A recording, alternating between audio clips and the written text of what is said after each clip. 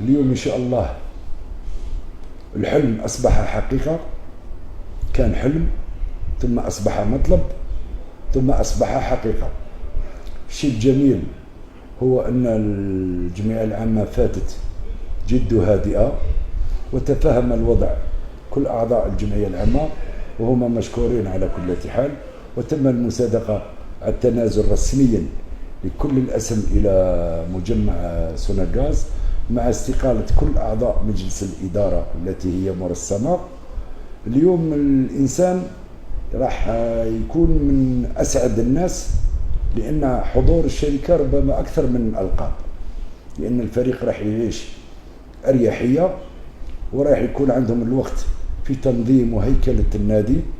نشكر يعني رئيس الجمهورية الذي فكر في هذه المنطقة الكبيرة وهذا الفريق التاريخي وأهدى لنا هذه الشركة، بدون ما ننسى والي ولاية سطيف الذي سهر على كل صغيرة وكل كبيرة بمعية مدير الشباب والرياضة خاصة في أمر شركة مجمع سوناغاز.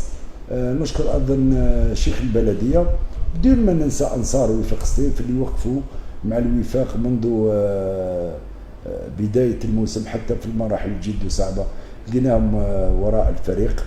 يعني اليوم نسميوها هذا خطبة وداع؟ لا، لأن إن شاء الله ربي يزيدنا شوية في العمر، مازال ولادنا ما كبروش. نظن إن شاء الله الوفاق راهو في أيدي آمنة، رانا مرتاحين، وين الفريق خضاته شركة رائدة بنظرة عالمية. نتمنى إن شاء الله في الوفاق يرجع إلى منصة التتويجات ويفرح أنصاره كما تعودنا عليه، لأن المرحلة الانتقالية دائما تكون نوعا ما صعبة، لابد التحلي نوعا ما بالصبر والتفاهم الوضعية. الحمد لله يا رب العالمين، الحمد لله يا رب العالمين، الحمد لله يا رب العالمين.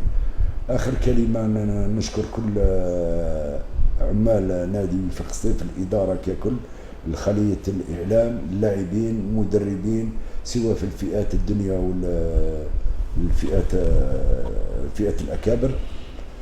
زيادة على كثير من المناصرين، قد ما يكونوا ناس ربما ماشي فرحانين بالأداء تاعنا، احنا أعطينا ما استطعنا، مدينا في المرحلة هذه جد صعبة ما امتلكنا من خبرة ومن رؤية.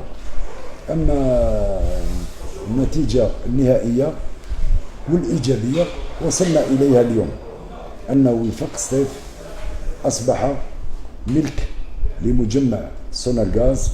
نتمنى لهم التوفيق إن شاء الله، سواء في التسيير الإداري أو الرياضي، ولسنا نحن الذي يعطي دروس لمجمع أو شركة رائدة قاريا وإقليميا وإن لم أقل عالميا.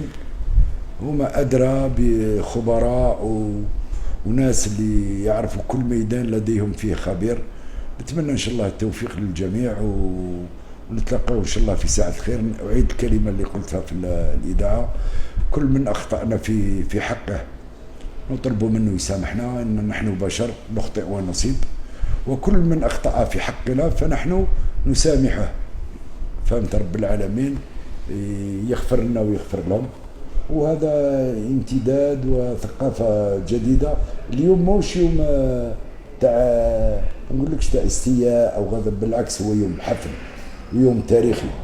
والحمد لله قدرنا الله أننا في وفاق سطيف وجاءت الشركة في وقت اللي ربما كانوا يقول لك ما دام السيد هذا موجود في وفاق سطيف الشركة ما تجيش. الحمد لله يا رب، الإجابة كانت من عند الدولة الجزائرية.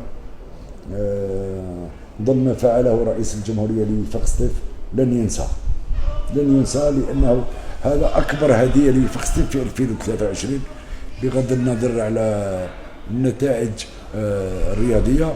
ما تنساش النهضة هذه والصحوة التي جاءت متتالية بعد الإعلان على رفع التجميد عن دراسات نشأ ملعب كبير في سطيف، زيادة شركة سوناغاز في وفاق سطيف.